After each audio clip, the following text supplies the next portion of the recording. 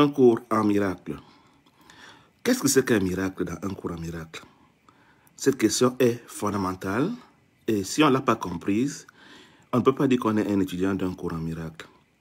Pour définir le miracle dans un cours en miracle, il faut d'abord comprendre que l'être dans un cours en miracle est son jeu de pensée, son ensemble de croyances, son système de pensée, un ensemble de convictions qu'il a dans son inconscient. Nous avons les mêmes croyances, nous partageons les mêmes croyances, mais elles n'ont pas la même force dans tous les systèmes de pensée. Le miracle sera le fait pour moi de donner une croyance qui est forte en moi, à mon frère, afin qu'elle sorte de son inconscient et qu'elle se remonte vers le haut, parce qu'elle a eu de la force. Donc, tant qu'une pensée n'a pas de force, elle reste dans les bas-fonds de l'inconscient. Celui qui a donc renforcé une pensée dans son inconscient, la fait remonter et la donne à ses frères pour eux aussi la fassent remonter chez eux. Ainsi, le miracle n'est qu'un mécanisme de renforcement d'une croyance en mon frère pour qu'il pense comme moi, parce que je crois que c'est ce qu'il faut avoir.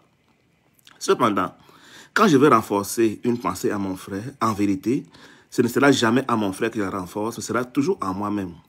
Mais si cette pensée est une pensée d'amour, ce n'est que là que le Saint-Esprit va la prendre pour la renforcer à mon frère à qui je la donne. Donc, je fais un miracle quand je renforce une pensée en moi-même. Et cette pensée est une pensée d'amour. Le Saint-Esprit va veiller à la renforcer en tous mes frères dans l'univers sans exception. C'est cela le miracle.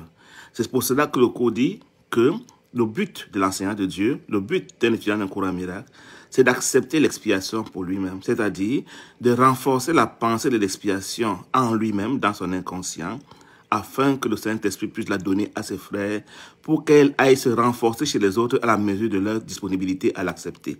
Une pensée qui est renforcée n'est pas forcément devenue consciente en fonction des blocages qui empêchent que cette pensée remonte au-dessus de la conscience de celui qui la reçoit. Donc chacun, quand il voudra, va faire remonter toutes les pensées que nous avons en commun, mais nous devons les donner quand nous croyons qu'elles sont des pensées d'amour et le Saint-Esprit va les partager. Ce sera le miracle, ce sera un cours en miracle. Donc, je me résume, un cours en miracle, c'est un cours de renforcement des pensées de Dieu à mes frères quand elles ont été affermies en moi. Bonne journée à vous, au revoir.